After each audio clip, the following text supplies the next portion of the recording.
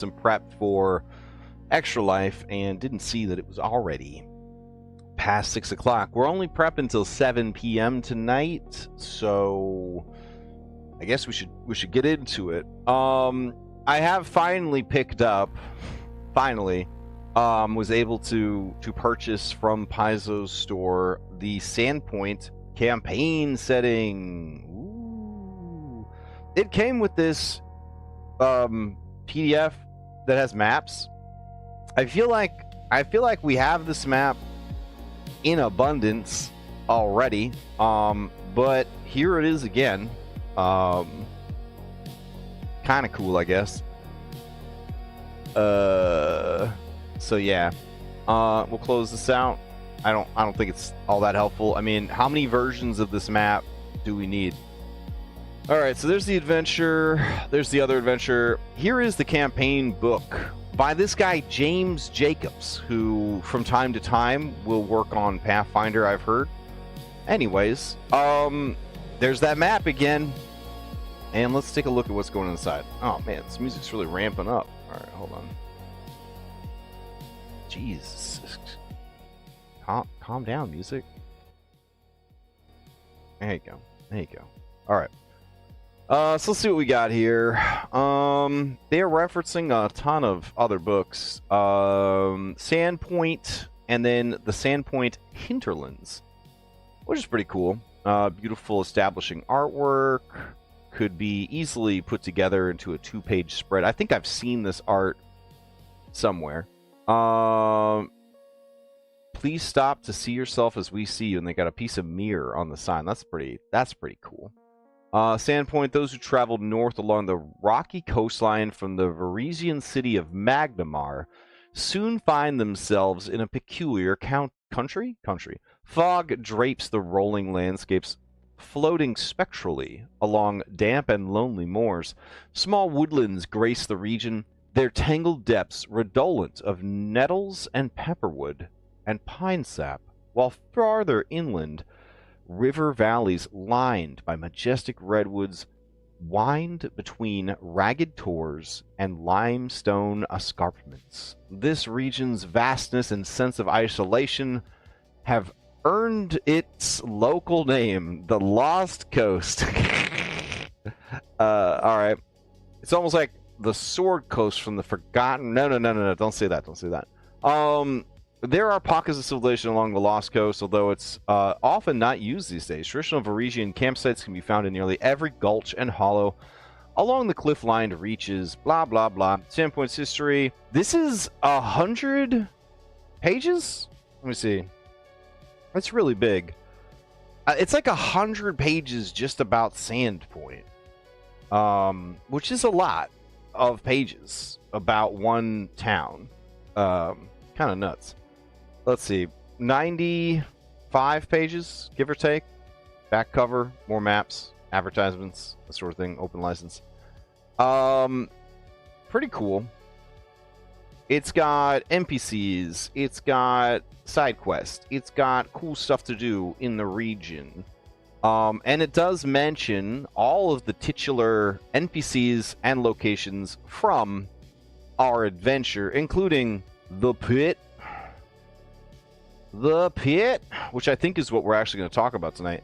It's got a little Rip Nugget. What's he doing here? I'm almost kind of wondering, is this like standard material? Like, was I supposed to have this the whole time? I mean, I've been doing pretty good without it, but like, here's the Red Bishop. I didn't know that's what he looked like. That's dope as hell. So yeah, there's a lot in here that, like, well, I recognize that guy. He's from the first edition starter box, which is on the shelf behind me, and I've run it about 7 times. It's a very good adventure. It almost always ends up with people getting killed by this dragon, which makes it a great adventure. So really, the second edition starter box where you get killed by a green dragon, it's really not that much different. All right. Yeah, I think this... What? Shalelu? Oh, man. She's in here, too? Everybody's in here. Oh, Shroud? Shroud the superhero? This is... Man. Okay.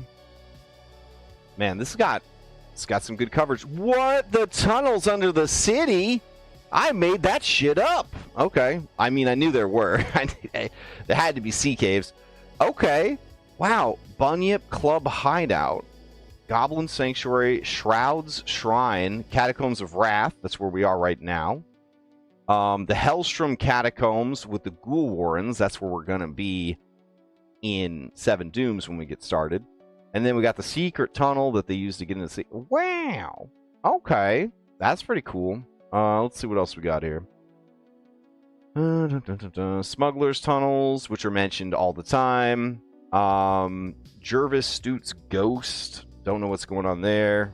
Maps of underground complexes have been included in this book to illustrate several more. Okay.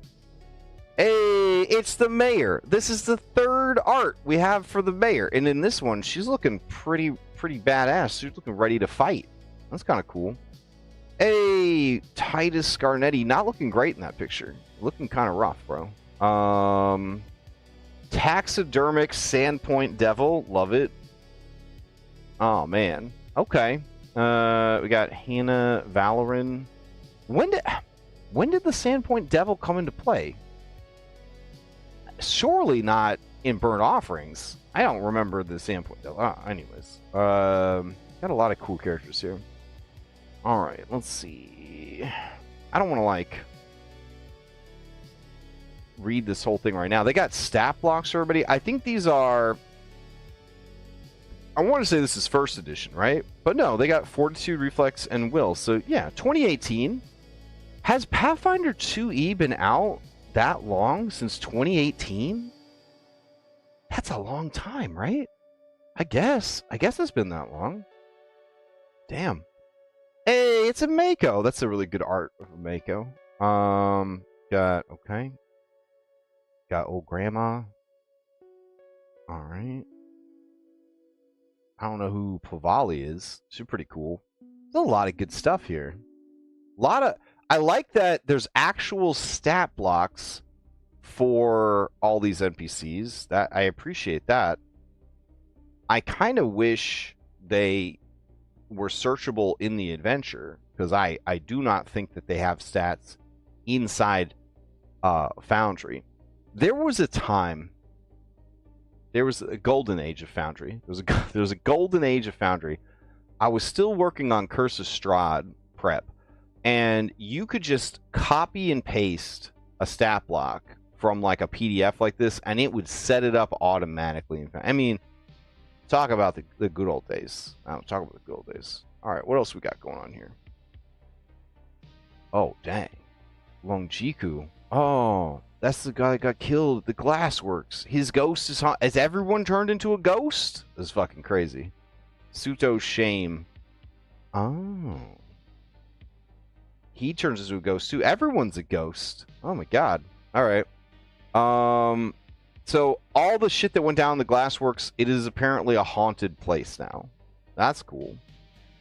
Let's see. Jesk hasn't aged a day. Looking great. Don't know who that is. I'm not sure who that leprechaun is. Risa. Okay.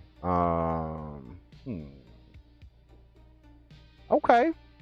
I mean, where's the sheriff at? I feel like the sheriff should have gotten some sick character art. No, wow, Abstelar. Why do you look like a selectable video game protagonist? Got a star knife, and everybody is posing like they're former adventurers, which I guess they are. Damn. Okay. What time is it? Sandpoint was introduced in the very first chapter of Pathfinder's first adventure path, Rise of the Rune Lords, in case you're not familiar.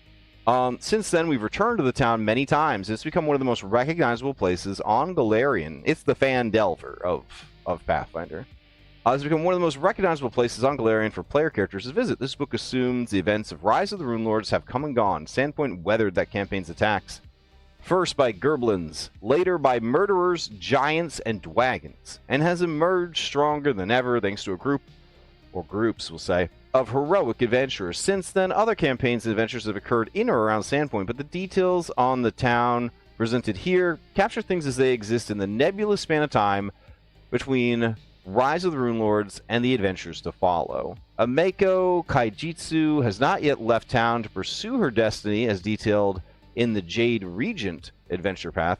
The Lost Coast is yet to suffer a devastating natural disaster as presented in the climax of the Shattered Star adventure path, and certainly Karzug is to date the only Rune Lord to rise, unlike the situation at the start of the Return of the Rune Lords adventure path. Whoo-wee. Alright. Pretty cool. Pretty damn cool. Alright, let's see what else we got here. Well. Alright. The top 10 Sandpoint campaign book enhancements. Expanded Town Gazetteer. Deep detail on Sandpoint's districts, shops, temples, and taverns. It can be used to make the town a living, breathing character, so when danger strikes, the stakes feel personal. NPC shopkeepers and priests become recurring allies or victims as the Seven Dooms unravel. I do feel like we kind of missed our chance for that, because right after they finish their work in the Caverns of Wrath or whatever, Catacombs of Wrath, they're just going to leave town and go fight goblins, and that's going to be end of Burnt Offerings. So, not a lot of opportunity to build any more connections to the town, but this group did kind of tell me at the beginning that they're looking for, like, action and murder hobo times, and they're not really stressing heavy-duty role-playing or complicated plotline. And honestly, I'm here for it. Alright, the Old Light. Once a massive Thessalonian lighthouse weapon, tie it more directly to the Wrath Runelord history, foreshadowing Alasnist and the Sahedron. Early strange activity around the Old Light sets up that Sandpoint itself is sitting on ancient Doom engines. Again, I think a little late for that, but not too bad. We can still work it in. Religious landscape. Sandpoint's 4 major temples, Desna, Erastil, Gazre, and Sarenrae, showcase Varisian faith diversity. Xantis, Desna, and other priests serve as spiritual barometers, reacting to Runewell corruption and tying the Seven Dooms' supernatural nature to divine unease. Okay, I'm into that. Local families and scandals. Kaijitsu, Valdemar, Deverin, and the Scarnetti families all have quirks, grudges, and secrets. Their wealth and politics can be corrupted by Runelord echoes or become targets of the Dooms. PCs can save, shame, or reshape Sandpoint's ruling class. Festivals and traditions. The Swallowtail Festival and the seasonal celebrations tie PCs emotionally to the town. Start Seven Dooms with another festival where the mood sours as omens or murders occur. Mirrors burnt offerings beautifully. I do like that. That is a good idea. Okay, so let me see. Where's my marker? There we go. I'll write this down. I'll post it though. All right, start Doom with festival. It's one of those great, like time has passed things to like start the tie-in campaign the same way you started the previous one. Yeah, that's good. Okay. I like that. Hinterlands encounters surrounding moors, rivers, forests, and ruins are detailed with Varisian flavor. Make side quests between burnt offerings and Seven Dooms feel natural. Foxglove haunts, goblin raids, Varisian caravans, ancient cairns, legends and folklore, tales of Chopper's Island, haunted moors, and goblin nursery rhymes give the place mythic weight. Sprinkle eerie foreshadowing, rumors of red stars or seven shadows that set the table for Seven Dooms horrors. Okay. Thessalonian echoes, notes on Sandpoint's foundation, literally atop Thessalonian ruins. Hook, every sinkhole, whispering cave, and cracked stone. I did start seeding the Thessalonian shit last week. I do want to point that out. We have been seeding the Thessalonian shit. Every sinkhole, whispering cave, and cracked stone can remind the PCs that Wrath sleeps under their feet. NPC depth and drama. Dozens of minor NPCs. Tavern owners, theater actors, Varisian seers, militia. These NPCs aren't filler. They're audience for the PC's heroism. Let them die, betray, or rally as the Seven Dooms tighten their grip. And adventure hooks for the future. The book suggests mysteries, disappearances, and oddities around Sandpoint that never got resolved. Seamlessly seed these into your campaign as breadcrumbs leading to the Seven Dooms, making the sequel feel like a natural culmination of everything the PCs have already uncovered. Boy, howdy. Okay. Good to know. All right. So we're going to move this over here. We're going to move... here? Where did our game go? Foundry. Well, why did you not load all the way? My sweet, my love. Why would you not have loaded all the way? It's okay. We're all tired. I'm fucking tired. I'm just now getting over the flu. I gotta work a double tomorrow, Thursday, and fucking Friday. I might be done in time for my War Tales co-op game tomorrow night. Maybe. I might be done in time to run. Well, I'm going to leave early if I have to make sure I can. I won't be able to prep, though, on Thursday. I'm just going to have to run Skyhaven. So any prep for Skyhaven, I'm going to have to get that done tomorrow or Thursday during the day, I guess. And then Friday might be done in time to do a vodcast with Dom, or the curse might continue. Might never do a vodcast again. I don't know. It's very frustrating. All right. Oh, that's right. They're having to do major migration because it's another Foundry update. Oh my god. All right. We'll let that run. Oh, is it done? All right. Let's see. Calendar data migration. Season of Stars has been updated again to improve compatibility. Sure. This requires migrating your current calendar data. Joke's on you. I gave up on this mod 3 months ago. A reload will be required after migration to activate compatibility improvements. Would you like to proceed? Sure. Calendar migration's complete. Yeah, because there was nothing there. Okay. Maybe it'll be more functional. I don't know. We'll see. That does remind me. I should add to my list to cancel my fantasy calendar account because I guess I don't really need it anymore because the year of calendar events that I had for Kingmaker, I don't need anymore. Feels bad. All right, cancel fantasy calendar sub. I guess I should get rid of Kobold GM too. Kobold GM. I'll just put anything KM. All right. Blech, that's sobering. All right. Let's jump over to Seven Dooms Raw. All right. Who is this fucking guy? All right, whatever. Let's see. Sandpoint. Ghost. All right. We're still struggling, I think. Still struggling to figure out how this shit actually connects to each other or relates to each other, but we'll figure it out. Let me get the notes open. There we go. All right, so we left off chapter 3, Whistles in the Dark, and then we're gonna be starting with chapter 4. So let's see.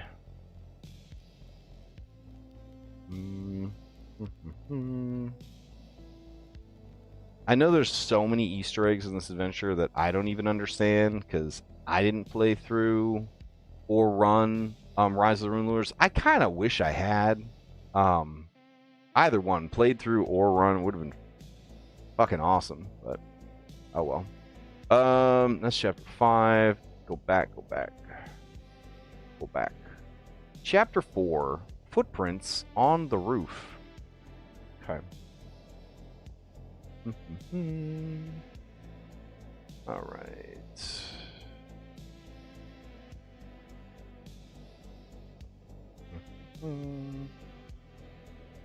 Chapter 04. Footprints on the roof. There we go. Adorable. All right. The newest group to settle in the pit. Okay, so we're in the pit now. All right. I feel it's kind of sudden. Was there build up to getting to the pit that I didn't know about? Let me see this. All right, mini girl. We're like, where the fuck are we? We're not in the pit yet. We just jumped into the pit. Like, we spent a whole chapter hanging out in town. Whistlefang Lair. Clans of goblins, goblins and Whistlefangs are on their way out. Whistlefangs, although goblins and gremlins are the primary denizens of this level. Oh, is this the pit? Let's see. Oh shit. Okay. All right. The pit is more than a monster infested. Okay. The monsters infested caverns. It's the birthplace of a singular demon named Uvaglor. When Uvaglor has long since abandoned the site. Oh yeah, that's where he was born, and he ripped himself out of the earth and he left it behind. Okay. All right. I want to see this thing in the VTT space. Seven Dooms, whistles in the dark, the pit. Okay, so what is this region right here? Is this what's going on with this? Is it a teleport region? The staircase region?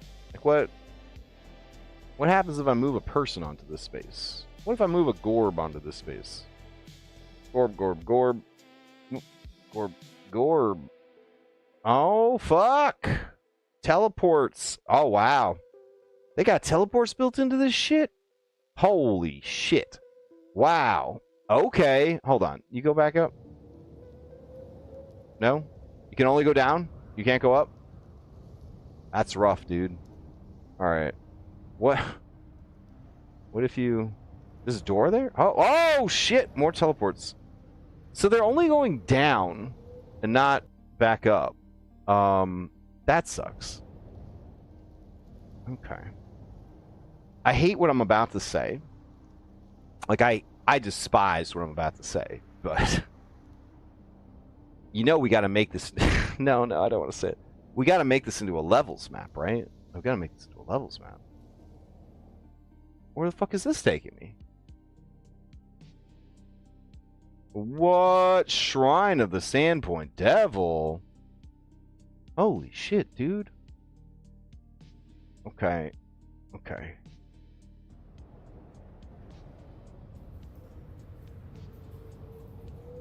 Now, making the whole pit levels, maybe that's crazy. But I feel like we can make some of it. Alright. And there's just no going back up, huh? I feel like if the teleporters aren't two-way, there's really no reason to worry about having the teleporters. You know what I'm saying? Alright.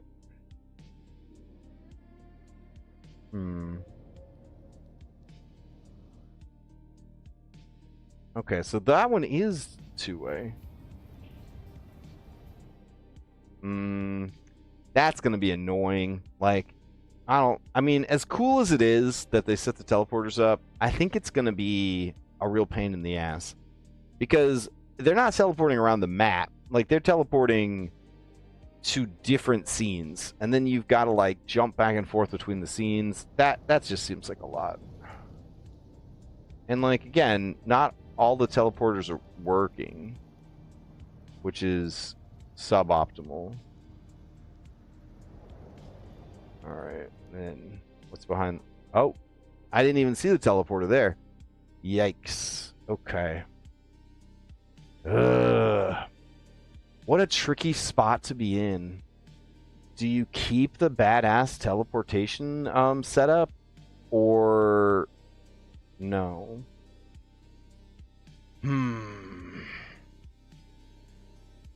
And this is a really big dungeon.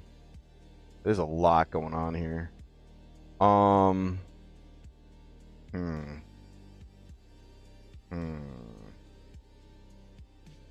don't know how I feel about it, honestly. Because I'm jumping all over the place. I don't even know where Gorb is right now. He's in the Clone Works. I don't know where the fuck that is. All right, so we're at the pit, ground level. Shrug. And then we go to the pit C2 through C7. I understand what they're doing here. I really do. Makes sense to have all of the central pit areas in one map, I guess, right? So that they can kind of like, go in between. This one would be a good levels map, but like, I don't know how I feel about it. I get that like each one has like passages that lead off. That's kind of cool. Let's see. The pit C2 through C7 levels map. Question mark. Miasma mechanics. So, something I read online is to dissuade crazy people from just going down to the bottom level of the dungeon right away.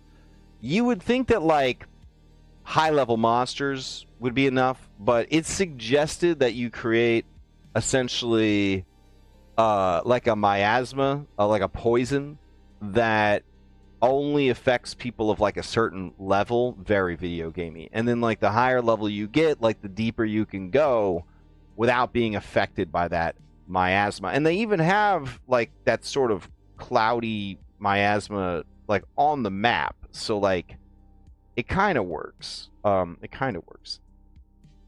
Yeah. So we could also do ground level. Combine that as well. Ground level. Okay. So then that brings us to a point where each of these would then lead into a dungeon complex, essentially. All right, so we got Whistlefang. So Whistlefang is coming off of this part of the pit. All right. So they make the decision like, okay, we're going to open this door, we're going to go down this passage. Then we leave the central map that's a levels map, and we bring them over to like the level that they're interacting with. Okay, so the levels map is like an elevator. Okay, I'm into that. And then this is like, this is your stop. And then when they say this is our stop, then we go over to the actual map and we run that particular floor of the dungeon. Okay, I'm into that. That sounds pretty good. All right, so let's see. We got greed spawns, but they're all like nerds. Let's see. We got the gerblins. I like how everything's invisible by default so that you don't accidentally show stuff to the players, and then you can like, turn them on as they discover them. I think that's pretty cool. Spiders. Lord Longfingers. Oh, nice. Okay. He's a Ettercap. Very cool. Alright. Gerblin. Looks like a secret door back there. We got Cruncher. Cruncher, do you have a... What's your situation? You're a Hodag. Okay. I would never call you that. So where is this, where's the boss at? Where are you guys keeping my Gerblin boss at? What's back here? Oh, those are horrible. Those are horrible. Okay. We got this over here. Gravel. We got, okay, so we got something that leads down, too.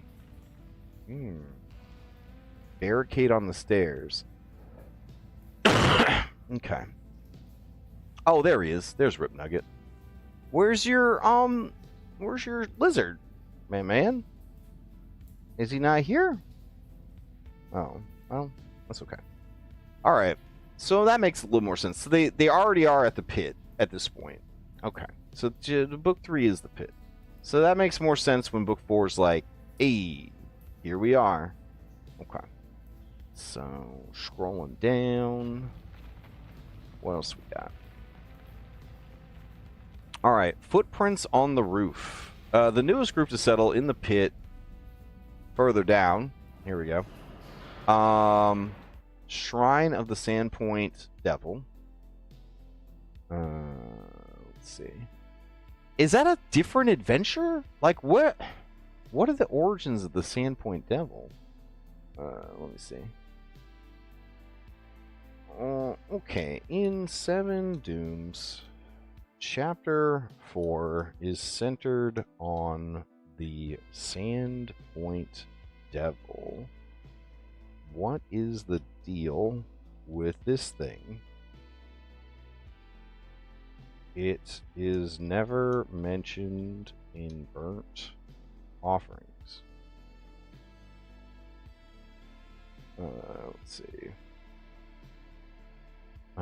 But it must be iconic because they keep they put it on the cover.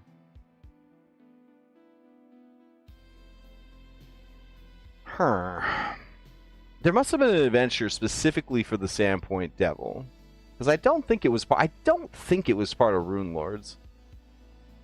The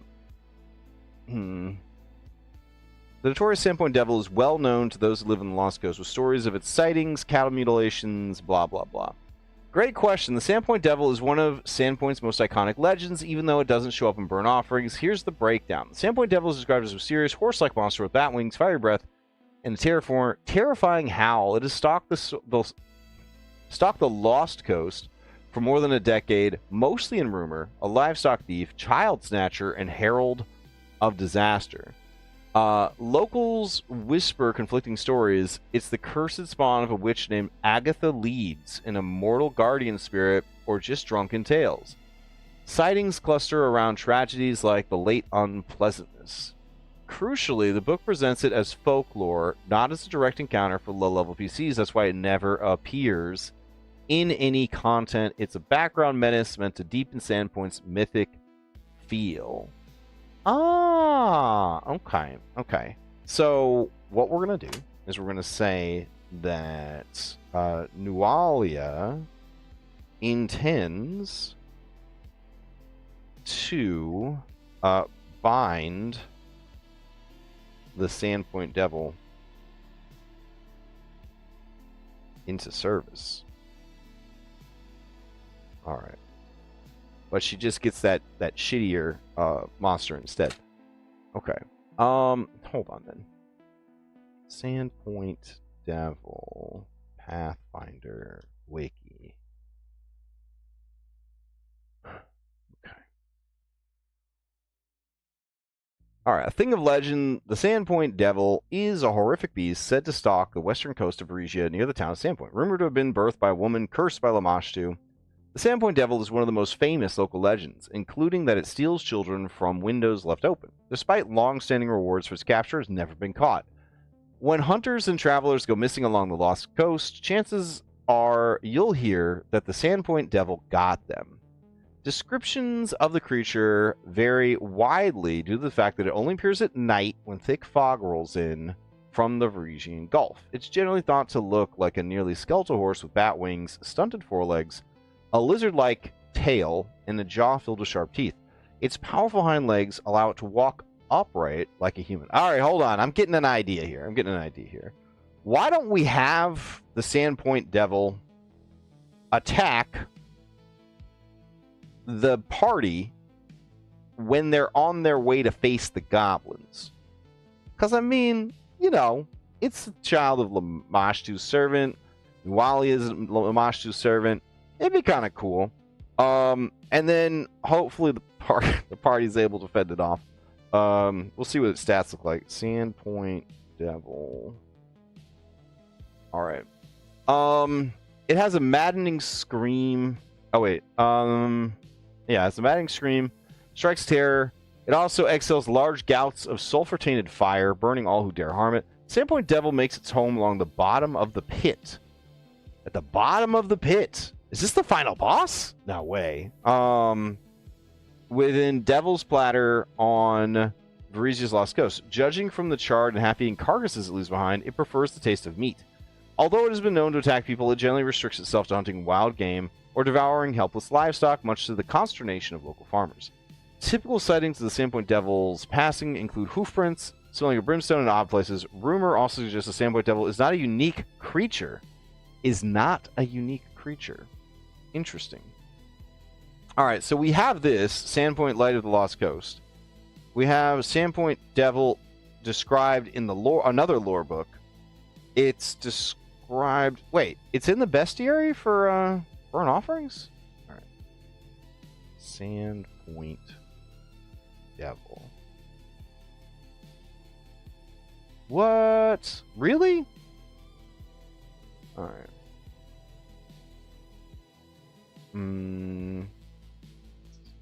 Although a bit tough to throw at a first to third level party, you should certainly drop hints about this monster early on. It's not scheduled to make an official appearance in the campaign. But the players don't know this. In the end, you could spring a sighting of the Sandpoint Devil on them at any point you think the campaign needs a sudden injection of horror, with numerous overland travels planned for the campaign, beginning as early as the PC's journey to Thistletop. Hey, James! We're all on the same page, buddy. There should be ample opportunities at eerie howls in the night. Okay. How strong? CR8! Motherfucker!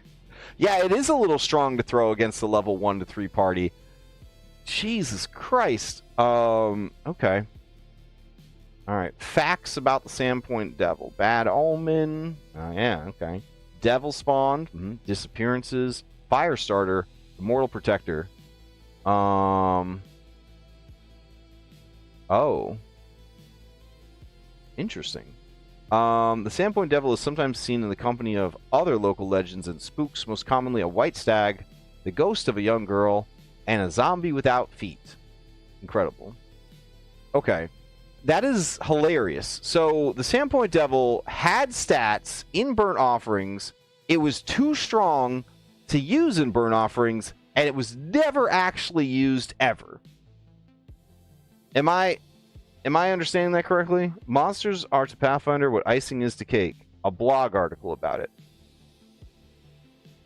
And then the inside front cover of the Brine Wall Legacy. All right.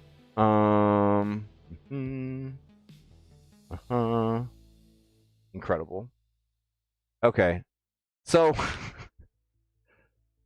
so what is it? This is just like the Pathfinder Slender Man? Like, is that why it's such a big deal that you finally get to confront it in the real adventure? It's fucking crazy. All right. Sorry, went on that little lore bender there, but it's kind of interesting. It's kind of interesting. Okay. Since the Whistlefangs once lived in this level, a cooperative goblin might tell the PCs a fair amount about this place. Although their information is as detailed as PCs might like. Most of the goblins can describe areas E1 through E4, areas E7 and E8, and even area E9, where the giant flying horse snake lives. A Shantak that the goblins had a tedious alliance with.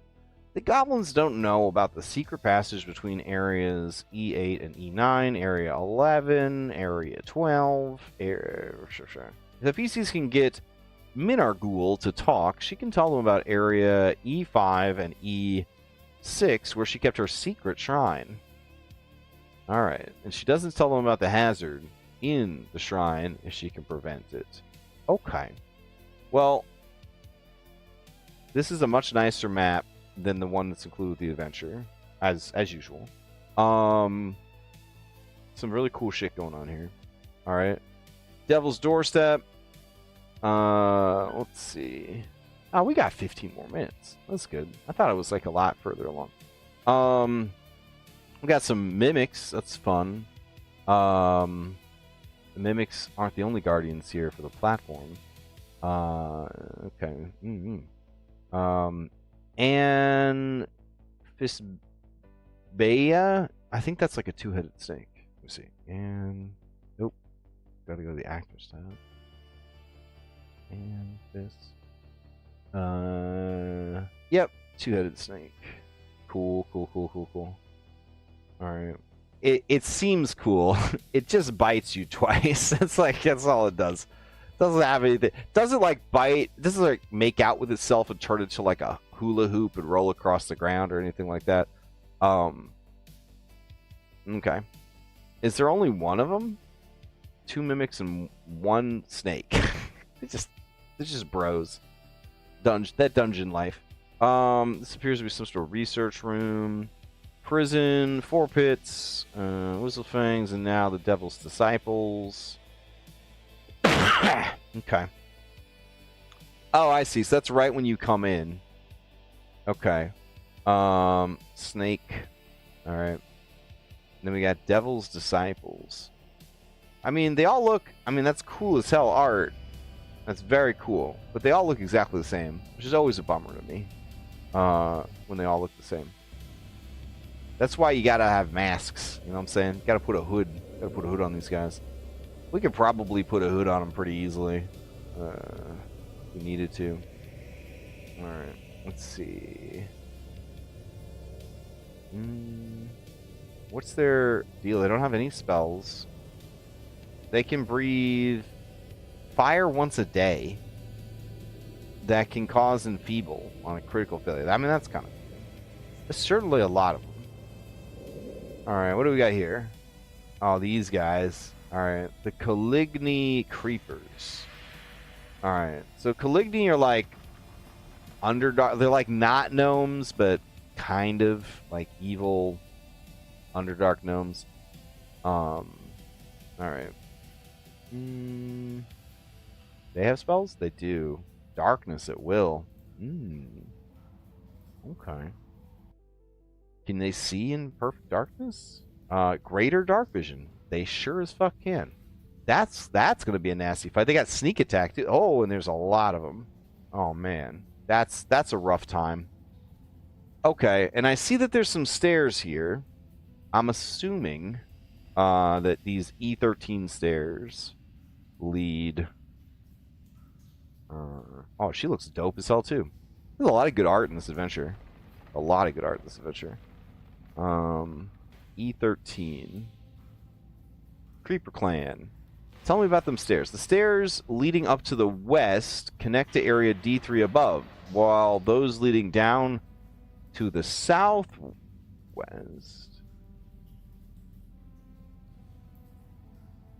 okay.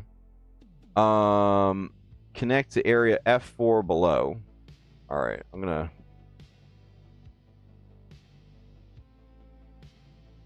add a little note for myself. Yeah. Yep.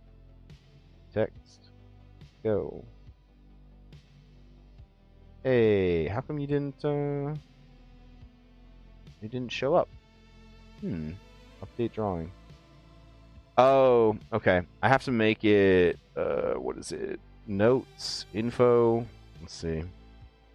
Position. Object information. There we go. Now it'll be above everything. Alright, cool. Okay. And then this one is area D3 above.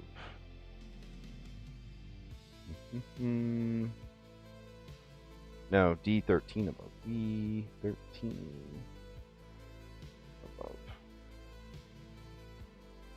Okay. That's good information to have. Are there any other stairs? E6. Oh, shit. What is that? Oon.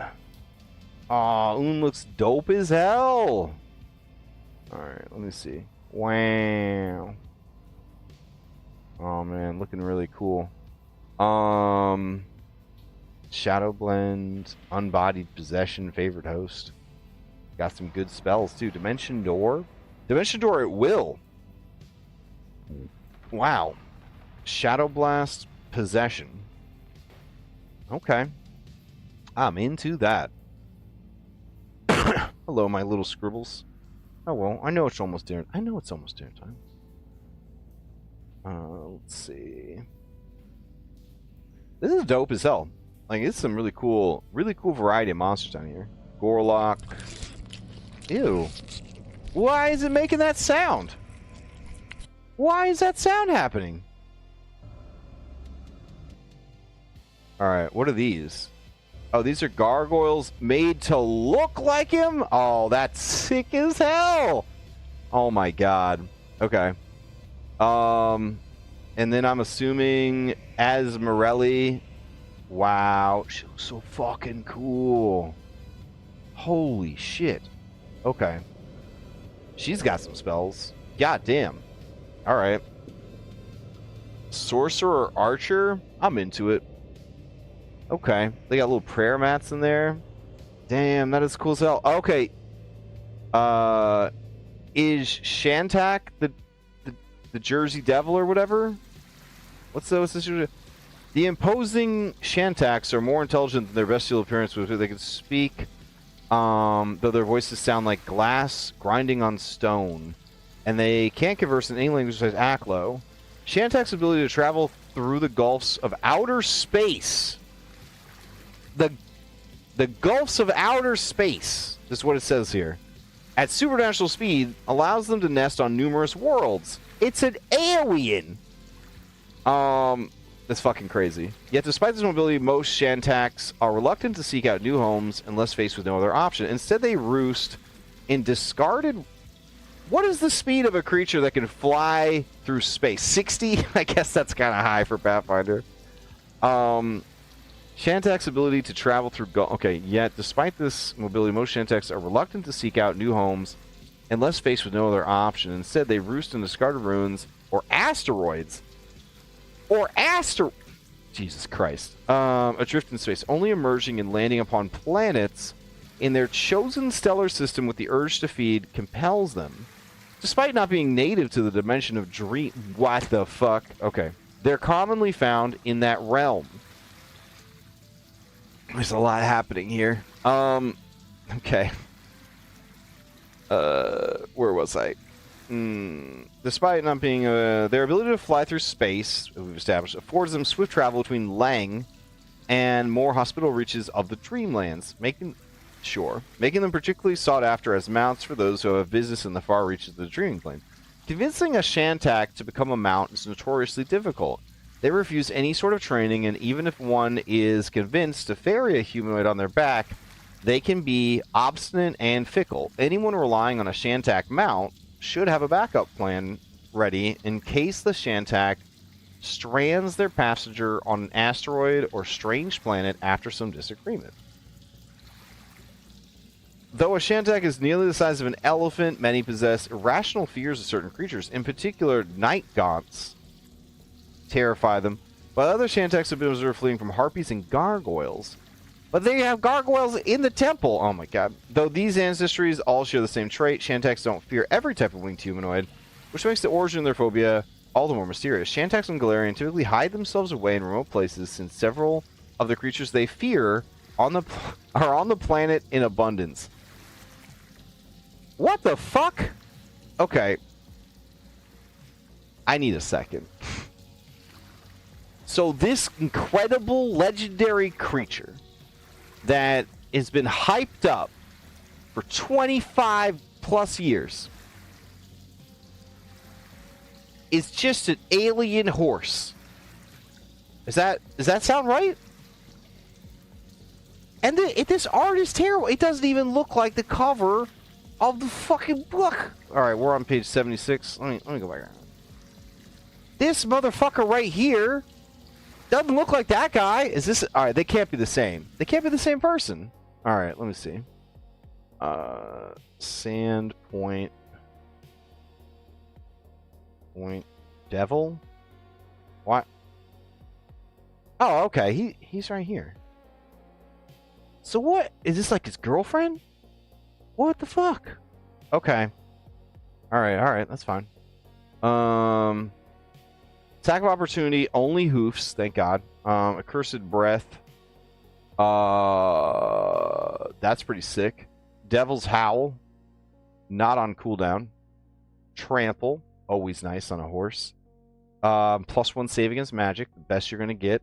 Well, I think I've seen one that's +2. He hoof you with a +20. He jaw you. The jaw do 2d10 +12. Alright. Inventory. Spells. You produce flame, gust of wind, obscuring mist, stinky cloud, dimension door, phantasmal killer. That's okay. This looks more like the guy on the cover. You know what I'm saying? But this dream creature is the one that they mention. Oh, what if it's impersonating him? I should really I should read first, get outraged second. Yeah, probably. Let's see. Page, what are we at? 76. Let's get down there. Oh. Okay. Too far. All right. Oh, false devil. Okay. I heard mention of the false. So let's see. False devil's up here? No, that's the remnant in Cerule. Okay, Stalker. Nithis. Okay. Could have sworn I saw this false devil around here somewhere. That's maybe I saw the false devil on the earlier floor. That could be it. Oh, yeah. It's the earlier floor. Okay. Dude, this is fucking crazy. Alright. Wait. Maybe we're too low. Let me go back up. They wouldn't send a level 8 monster against them this early in the adventure, would they? No. No, that's crazy. Yeah, okay, we're in chapter 5. Alright. So, where's this false horse? I need to know what's going on with this. E9. Okay. The rancid caverns. The air in here is moist, warm, and stinks of a mix of decay and rancid vinegar.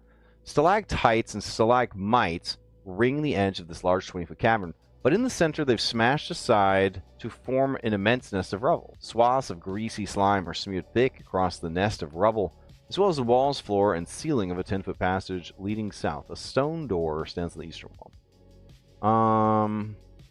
Okay. East door. Okay. Follows the tunnel. This cavern is a lair of immense monster, an elephant-sized shantak. This slimy flying beast is the source of the cavern's stink, and the slime caked on the central nest and southern passageway, as well as a fair number of false sightings of the Sandpoint devil. The shantak avoids hunting in the immediate area, and on the one night a week they squeeze out of their lair, they hurtle upwards into the air to hunt strange creatures that flop and float at the upper edge of the atmosphere above. Okay. The Whistlefang goblins were in awe of this creature and treated them as an incarnation, okay, of the Sandpoint devil. Despite their bestial appearance, the shantak can speak Aklo. When they notice intruders, they slither up out of their nest, pushing aside rubble to crawl forward and hiss at the PCs before demanding they leave their lair at once. If the PCs don't immediately comply, it attacks at once, and it fights to the death, like all Pathfinder monsters are supposed to do. When they fight in this chamber, their immense size works a bit against them, and they suffer a -1 circumstance penalty on all melee attacks. If the PCs reply to the Shantak and Aklo, though, they are surprised to find others capable of speaking intelligently. The Shantak is initially hostile, but stays their wrath long enough for the PCs to attempt to make an impression or coerce them. How? I don't want... You know what? That's fine. I was going to ask, like, why does it know how to speak Aklo if it's from outer space? But I don't fucking care. That's fine. If made at least indifferent, it agrees to let the PCs pass through the chamber uncontested. If made friendly or helpful, they admit they came to this part of the world many years ago after sensing the scent of the final star's presence. Oh, hype. A sensation that brings the Shantak comfort.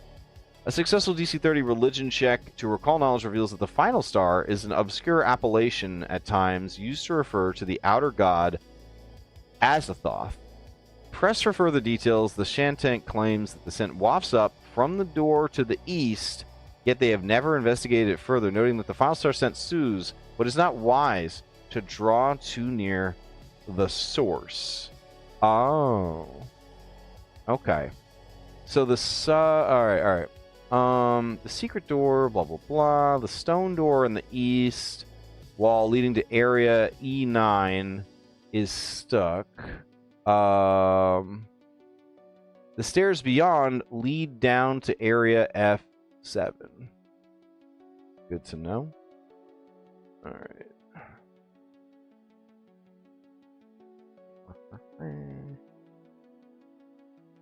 Alright. So what does the passage to the south do? Tunnel south, 500, eventually, okay. Good. The character who follows this tunnel south, blah, blah, blah. Okay. And that's how it gets out to hunt. Alright. Nice. Okay, so they're a bunch of idiots. So the real Sandpoint Devil must be further in. It's got to be further in. All right, pretty cool. So I am gonna spring the Sandpoint Devil on the party. It will kill a couple of horses, I think, and then that'll be good. I'm a little disappointed that it's only a large creature, but I mean, looking at the art on the cover, I mean, it is only a large creature. So, but I like the idea that this thing like kills one of their horses, breathes fire, leaves, and the party just has to like be like, well, that happened. And then when they hear about the devil and they hear about, right, they're gonna be like, oh shit. And then they're gonna see this space slug horse and be like, you're not the Sandpoint Devil. So I think that's going to be kind of cool. We just got to make sure that we don't actually kill anyone's character with this thing. Just, you know, horses and NPCs and shit. Whew. All right. I'm going to go make some dinner. I got this game at 8:30. We don't stream the game, but I do record the GM view locally, and then I throw it up onto the Patreon and Google Drive. If anybody is interested in that. Probably not going to be able to prep on Thursday this week. Hopefully we could do a vodcast on Friday. We'll have to see. I don't know. We do have Extra Life coming up the second weekend of November, so I am going to try to squeeze in some more prep for that. We did a Japan travel vlog this past weekend. I think it was on Sunday.